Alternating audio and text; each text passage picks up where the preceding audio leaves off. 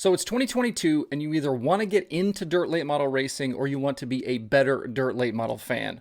But unfortunately, there's so much stuff to know. There's so much stuff to learn. You're not really sure where to go. There's not a great resource for it. But don't worry, I'm Justin with DIRTRACKR, and we're going to run you through everything you need to know about the national dirt late model scene.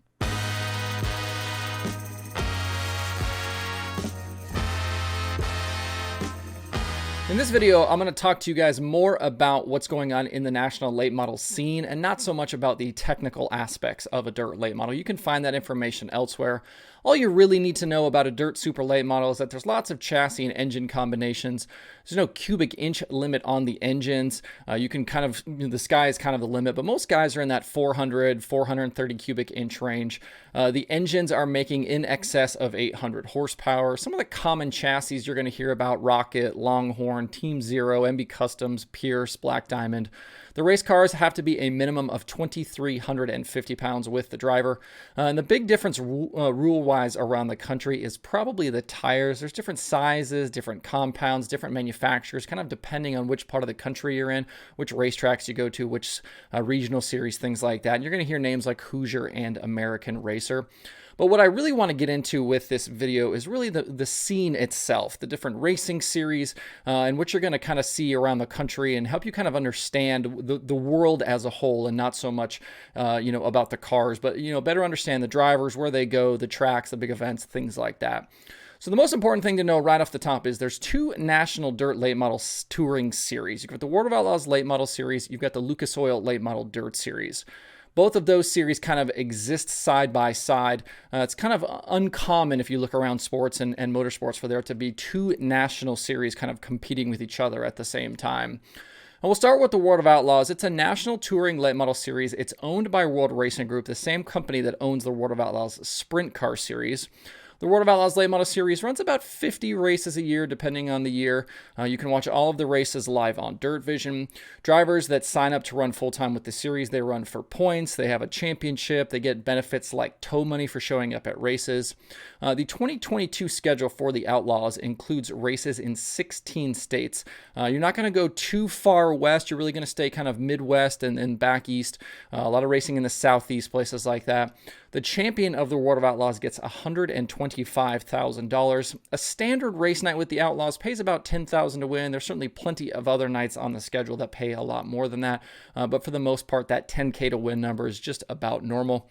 When you have a series like this, and this is really common in dirt racing, but with a national late model series, a national sprint car series, you've kind of got a couple of different things happening on a race night. You've got your full-time drivers, which there are often somewhere 10 to 15 on a nightly basis. You got those guys coming into a racetrack to race the local and regional stars. So you got usually 24 positions in a feature, and which of those group can make that feature and race for the win each night. With the Outlaws specifically, the series started in 1988. They ran the 88 and 89 seasons and then completely went away.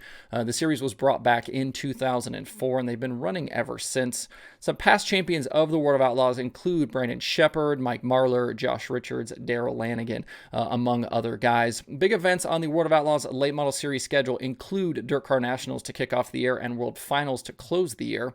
They've also got the Illini 100, the Prairie Dirt Classic at Fairbury, and the USA Nationals at Cedar Lake Speedway. Some current drivers on the 2022 docket include Brandon Shepard, Chris Madden, Josh Richards, Dennis Erb Jr., Boom Briggs, Max Blair, Tanner English, and others. Now, the competing series, the Lucas Oil Late Model Dirt Series, very similar setup to the World of Outlaws Late Model Series. National series, owned by a different company, owned by the Lucas Oil Company and the Forrest family. Started in 2005, this series you can watch on MAV TV, which is uncommon for dirt racing for something to be available on cable television. But MAV TV, also owned by Lucas Oil Company. That's why they're able to put a lot of those races on live. You can also watch a lot of those races under a subscription at MAV TV Plus. That is their streaming service. Just like the Outlaws, they run for points, the championship. They've got benefits like tow money if you're going to sign up to run with them full time. They're similar, again, 50-ish races a year. The champion with this series is going to get a little bit more money, whereas the Outlaws is $125,000. Lucas Late Models is $150,000. But again, similar setup, kind of that full-timers versus the local and regional stars on a nightly basis throughout the season. and a little bit different than the Outlaws as well. Whereas the Outlaws are going to pay really commonly $10,000 to win, a lot of Lucas shows are more commonly $12,000 to win. Past champions of Lucas Oil Late Model Dirt Series include Tim McCreadie, Jimmy Owens, Jonathan Davenport, Josh Richards, Scott Bloomquist, Earl Pearson Jr., among others. Big events on the Lucas Oil Late Model Dirt Series calendar every year include races like the Show Me 100, the Firecracker 100 now this year. That used to be a World of Outlaws event. Now it's a Lucas event at Lernerville Speedway. The North-South 100, the Topless 100, the Late Model Knoxville Nationals at Knoxville, and the Dirt Track World Championship. Current drivers with Lucas include guys like Tim McCreadie, Hudson O'Neill, Tyler Erb, Ricky Thornton Jr., and Earl Pearson Jr. Now, the interesting thing is the dynamic between these two series. While they coexist, they run side by side. They run at even some of the same racetracks. Oftentimes, the two pretend like the other doesn't exist. You'll hear announcers and the people around the series. They'll do all kinds of sort of tricks to make sure that they don't mention the other series, like the other one isn't running. But the rules between the two are basically the same. And like I said, the setups in terms of championships and races and formats are often very similar. And you will see drivers go back and forth between the two series. If the Outlaws are off, a lot of guys will go run Lucas races. If the Lucas guys are off, a lot of guys will come, run Outlaw races. Unlike some of the sprint car stuff, there are no restrictions on where the late model full-timers, where they can race and when they can race. As long as they keep up their status with the series they're a part of and make sure to keep their attendance up, they can go run whatever they want the rest of the week. It's important to note, too, there are some events during the late model schedule during the year that are not part of either of those two series. And the two that come to mind are the World 100 and the Dirt Late Model Dream at Eldora. Those are DIRTRACKR sanctioned events, but not part of either tour. And what you'll see is both of those tours will go quiet for those events, so drivers can come in and run those races and not miss out on their series races. And then what you'll see on top of that, we talked about the full-timers versus the local and regional stars. You've got some guys that will run those series full-time, and especially now, you've got a lot of guys that will not run those series full-time. They'll kind of pick and choose where they want to race. They're not going to get some of those benefits like tow money, but they're just racing for that 4-win amount. In the last several years, a big name at the top of that list has been Brandon Overton. But those guys will go race when and where they want. They're not beholden to a specific schedule. If somewhere gets rained out, they'll go run somewhere else. But really common in the late model world to see guys do that. And if you're looking around the country, that southeast area, you talk about Georgia, you talk about Tennessee, Kentucky, the Carolinas, and then you look in the Midwest, Missouri and Illinois. A lot of late model racing happens in there, into Ohio as well. So some pretty big late model areas around the country to pay attention to. But those two series are not the only ones that run nationally. You've also got things like the Castrol FloRacing Night in America series. This was just started last year.